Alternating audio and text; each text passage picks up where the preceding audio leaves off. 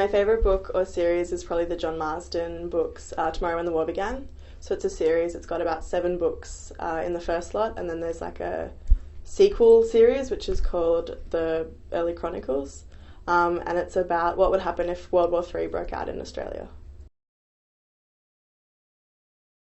It's non-fiction. Oh wait, yeah, it's fiction, sorry, it's fiction. I like reading fiction because I like being able to escape into another world, and I find that I read a lot of non-fiction with university. So reading fiction just kind of like gives you in a new mindset, a new everything. I empathise with the character Ellie, who's the main character in my book, in the series, because she is a young girl and she doesn't really know who she is, and she doesn't really know what's going on with her life or what she wants to do. And basically the story is that everyone goes camping in the bush, and then the country gets invaded. And I used to live in an area that was quite similar to what's described in the book. So, and I used to go camping a lot with my friends, and so I'd often go camping and be like, oh, maybe World War III will happen and we won't even know, and it'll be like in that book series. So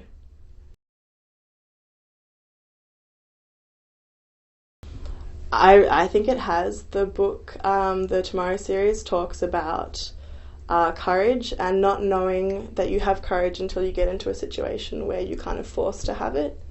And it's got a lot of values that I've really kind of grown up with, because I read the Tomorrow series as I was growing up, so it's kind of definitely shaped the way that I've grown up.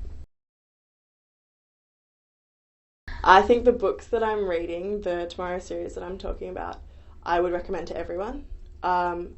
It does target young adults, so it is kind of written for a younger audience, but I think the themes in it are so relevant to everyone. And it's just such an interesting book. It can resonate with anyone from any age. It's well written. It's got a little bit of drama, a little bit of romance, it's got a little bit of everything. I just love it. I read it every year. I read this series every single year. My parents used to read to me a lot. My mum thought it was one of the best things that she could do as a parent. I would read maybe 1 or 2 books a night, and I've been reading my entire life. Oh, I don't know. My mum used to read me books, whatever was in my library, I guess. I did the Premier's Reading Challenge pretty much every year after I could start reading, so whatever was on that list. But a lot of it was like little chapter books, the like Roald Dahl books, the Del Toro Quest books, just like little chapter books like that. My family are big readers. My dad reads a lot of non-fiction books and uses them a lot for work, and my mum and my sister and I all read a lot of fiction, but my sister is a crazy reader. She has a Kindle and would read about a book a day almost. Like, she's just always been, we used to go anywhere and she'd bring the Harry Potter books with her. Like, she reads way too much.